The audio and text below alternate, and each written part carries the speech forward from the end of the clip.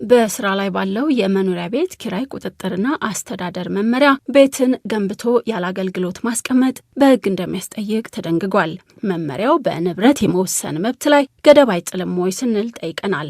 አንድ አከራይ ቤቱን አድሶ ወይም አዲስ ቤት ሰርቶ ለ6 ወራት ያህል ሳያከራየው ያስቀመጠው እንደሆነ ወይም ለሌላ ጥቅም ካላዋለው ቤቱ ቢከራይ ሊያስገባ ይችል የነበረው ገቢ ተሰልቶ የአከራይ ተከራይ ግብር እንዲከፍል ይደረጋል ይላል። ይህንን ተግባር ከ5 ተከታታይ ዓመታት በላይ ከቀጠለበት በሚከፍለው ዓመታዊ የንብረት ግብር ላይ እስከ 25 በመቶ የደረሰ ጭማሪ እንዲከፍል እንደሚደረግም በመመሪያው ሰፍሯል። ለመሆኑ ይህ አሰራር በንብረት ላይ የመወሰን መብትን አያሳጣም ወይ ስንል የሕግ ባለሙያውን አቶ ጥጋቡ ደሳለኝን ጠይቀናል።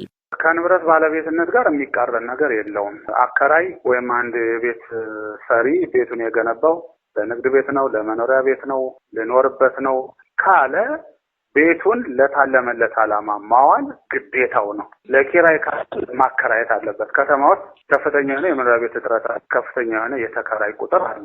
ይሄን ማጣጣም እንደ መንግስት ያስፈልጋል።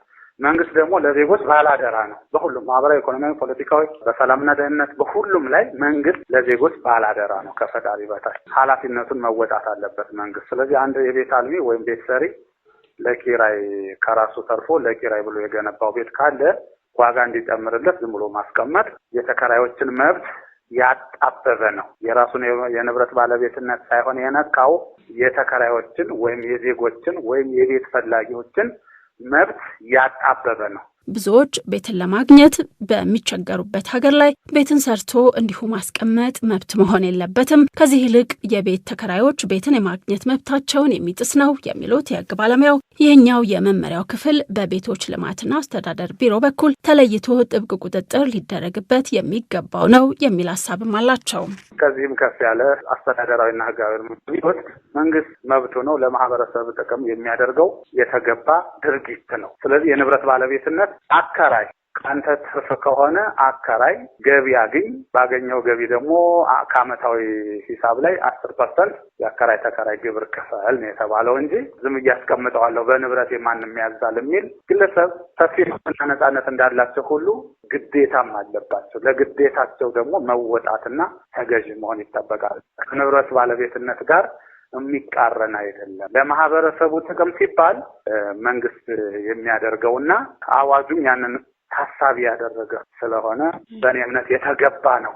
ከዚህም በላይ እርምጃ መወሰድ አለበት። በጉዳዩ ዙሪያ በመጪው ዓመት ለመስራት ታስቧል ወይ ብለን የአዲስ አበባ ቤቶች ልማት አስተዳደር ቢሮን ለመጠየቅ ያደረግነው ሙከራ ለጊዜው አልተሳካም።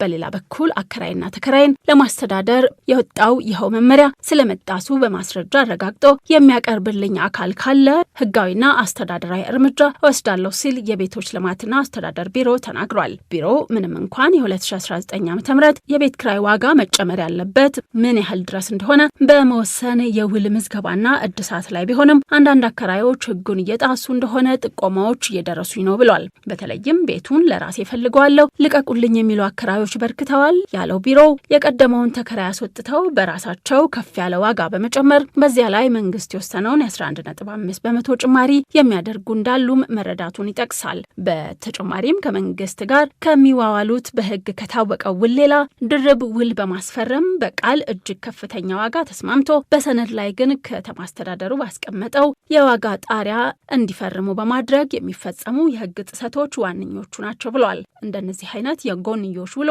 ሁለቱንም ተዋዋዮች በሕግ እንደሚያስጠይቅ መታወቅ አለበት ያሉት የአዲስ አበባ ቤቶች ልማት አስተዳደር የቢሮ ኃላፊ ወይዘሮ ቅድስት ወልደ ጊዮርጊስ እነዚህ ጥሰቶች ስለመፈጸማቸው በማስረጃ ከተረጋገጠልን በሕግ ለመጠየቅ ዝግጁ ነን ብለዋል።